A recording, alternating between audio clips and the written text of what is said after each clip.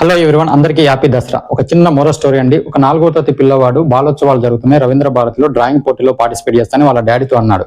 అప్పుడు ఓకే, హుషారుగా ఆనందంగా వాళ్ళ డాడీ ఏమన్నాడంటే, సరే అన్నాడు, మీ స్కూల్లో టీచర్లు పంపిస్తారు కదా, తీసుకెళ్తారు కదా అన్నాడు. అయితే కాదు డాడీ, అమ్మాయినా నాన్న రావాలంట అని చెప్పాడు. అప్పుడు అతను నిరుత్సాహంతో సరే చూద్దాం ఎప్పుడు అని అన్నాడు.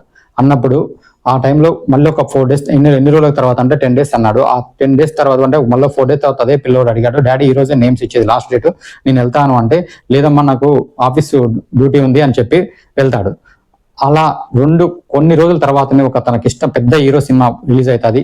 అదే తండ్రి ఏం చేస్తాడంటే, అదే ఆఫీస్కు డుమ్మా కొట్టించి, అదే పిల్లల్ని స్కూల్ డుమ్మా కొట్టించి, పిల్లల్ని ఒకే బండి మీద నలుగురు కలిపి వాళ్ళ ఊర్లో సినిమా కోసం వెళ్తారు. అక్కడ టికెట్లు దొరకపోతే అదే రవీంద్ర భారతి దగ్గర బాలోత్సవాలు జరిగిన కార్యక్రమం దగ్గర ఉన్న థియేటర్కి వెళ్ళి అక్కడ కూడా టికెట్లు దొరకపోతే బ్లాక్ లో 2 టికెట్లు కష్టపడి తెచ్చుకొని ఈ నలుగురిని, 2 పిల్లల్ని మీద కూర్చోబెట్టుకొని సినిమా చూస్తూ ఆనందంగా, ఉల్లాసంగా, ఉత్సాహంగా ఉంటారు.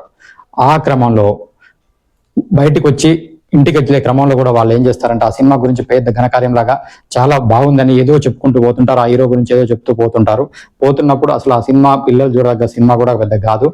అట్లాంటి సినిమాని చెప్పుకుంటూ పోతారు. మళ్ళొక్క 2 సంవత్సరాల తర్వాత పేరెంట్ మీటింగ్ కు అదే తండ్రి పోతాడు వాళ్ళ స్కూల్లోకి. పోయినప్పుడు ఆ పిల్లోని గురించి ఆ టీచర్ ఏం చెప్తాడంటే, అయ్యా ఇతను చదవట్లేడు మీ బాబు, అసలు అనాసక్తిగా ఉంటున్నాడు, ఏది చెప్పినా అయినట్లేడు అని చెప్తారు ఆ తండ్రితో. ఇక్కడ ఏం జరిగిందో గ్రహించగలరా?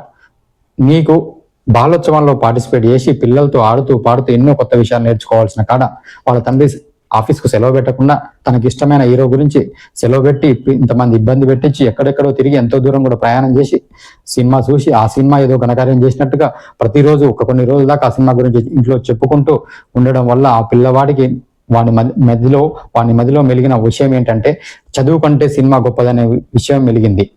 కాబట్టి పేరెంట్స్ అందరికీ చెప్పేది ఏంటంటే, మనము సినిమాలు చూడడం తప్పు అని చెప్పట్లేను. మన పిల్లల దృష్టిలో మనం ఏది ఎక్కువ ప్రాధాన్యంలో చూసుకోవాలి. పిల్లలు అనేది చూసి, మీరు చెప్తే కాదు చూసే నేర్చుకుంటారు. పరిస్థితులకు అనుగుణంగానే వాళ్ళు అర్థం చేసుకుంటారు. కాబట్టి మనము చాలా జాగ్రత్తగా మెదగాలి. నవ సమాజ నిర్మాణానికి పిల్లలు పునాది రాళ్ళు లాంటి వాళ్ళు.